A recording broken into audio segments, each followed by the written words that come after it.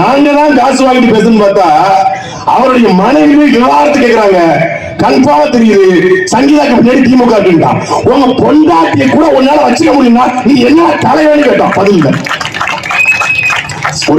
சங்கீதாக்கு பின்னாடி திமுக இருக்குன்னா உன் மனைவிய திமுக இயக்குதுன்னா நீ எப்படி தலைவர்? பதிலே இல்ல. நான் பிரச்சனை பேச விரும்பல உண்மையிலே.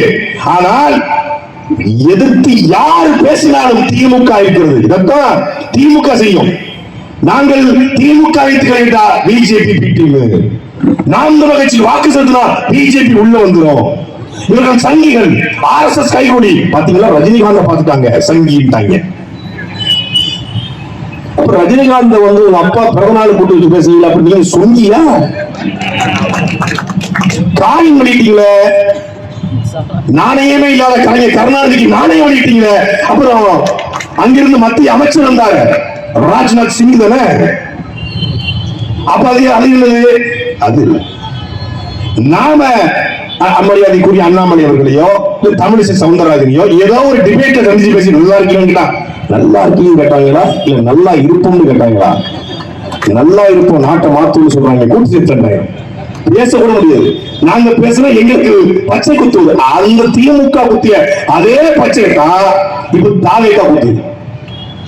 இப்ப பேசிட்டு இருக்க இந்த வேலையில கூட்டணி பேச்சுவார்த்தை, கொள்கை எதிரி பாஜக, பாசிச எதிரி பாஜக, குர்ஆன் மீது சத்தியம் என்று சொல்கிறோம், பாஜகவோட கூட்டணி வைக்க மாட்டோம். 64 62 எடப்பாடி சொல்றாங்க 170 சீட்டுக்கு வரை நான் நிற்க மாட்டேன், நான் தலையிலாகத்தான் சம்மரடிப்பேன். வரிவூர் படத்துல கவுண்டர் படத்துல கடப்பா இருந்துச்சு, நான் 3 நீச்சல் போடுவேன், தலையிலாகத்தான் சம்மரடிப்பேன். இந்த தமிழ் சென்னையுடைய மானத்தை நல்லா காப்பாற்ற முடியும் சொல்லி கட்டான் தரையில குதிப்பாப்ல. யாரு? கவுண்டமணி. அதான் எடப்பாடி பழனிசாமி. நீ அவங்கள்ட்ட நீ கூட்டணி பேச வேண்டாம், நீ அமைதியாரி, நாங்க பாத்துக்கிறோம். டெல்லிக்கு வர்றாப்ல, நாளைக்கு டெல்லிக்கு போறாப்ல. யாருக்கு? கரூர் விவகாரமா? டெல்லியிலே இருக்கு, உங்க அண்ணன் இங்க இருக்கணுமா இல்ல சென்னை வரணும் முடிவு பண்ணிக்க. கூட்டணி இருந்தா டெல்லிக்கு இங்க வருவாப்ல, கூட்டணி வேணாம்னா டெல்லியில வச்சுருவோம். எப்படி முடிவுன்னு கேட்டு இருக்காங்க, பேச்சுவார்த்தை போயிட்டு இருக்கு. இப்ப என்ன முடிவு பண்ணுவாங்க?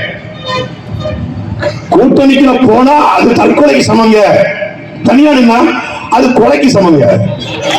கூட்டணிக்குள்ள போனாலும் இவங்க அடிப்பாங்க, அவங்க பயப்படுறது யாருக்கு? கூட்டணிக்கு வரது பிரச்சனை இல்லைங்க, சும்மாவே கொலை குத்துவாங்க.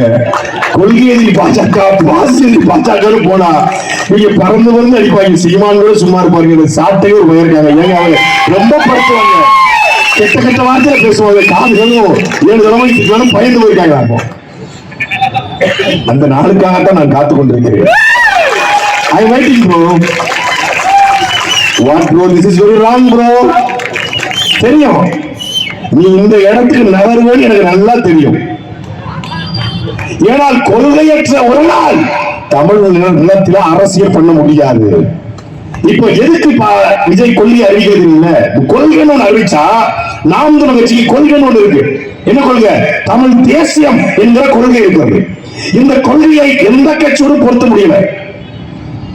நாம் தமிழர் கட்சி கொள்கையை வைத்துக் கொண்டு அதிமுக இணைய முடியுமா? முடியாது. ஏன்? அது திராவிட கட்சியினுடைய நீட்சி. எம்ஜிஆரை, அண்ணாவை, ஜெயலலிதாவை, கருணாநிதியை தலைவராக ஏற்ற இவர்களோடு ஒருபோதும் கூட்டு வைக்க முடியாது. தமிழ் தேசியம் ஒருபோதும் திராவிடத்தோடு கூட்டு சேராது.